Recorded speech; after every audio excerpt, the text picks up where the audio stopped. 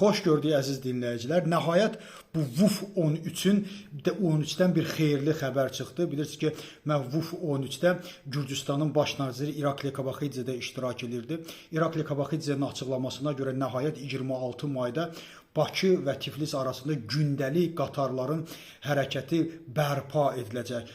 Nəzərinizə çatdırım ki, 6 ildir ki, Azərbaycanın quru məkanı, quru yolları tamamilə bağlıdır. Azərbaycan qapalı bir ölkəyə çevrilib. Amma nəhayət Tiflislə Bakı arasında gündəlik qatar reyslərinin işə düşməsini razılaşdırılıb. Məhz Kabaxidze də bu tədbirdə iştirak edirdi və bu mənada İlham Əliyevlə görüşüb və İlham Əliyevlə görüşdən sonra bu açıqlamanı verib. Azərbaycan xalqının sosial vəziyyəti kifayət qədər ağır idi. Bu quru sərhədlərin bağlanması da onu biraz da ağırlaşdırdı və nəhayət ki, bir xeyirli bir xəbər ortaya çıxdı və bu bütün inşallah Azərbaycanın sərhədlərinin hər bir mənada istər İran olsun, istər Türkiyə olsun, istər Rusiya olsun tamamilə açılmasına gətirib çıxardar. Təşəkkür ederim.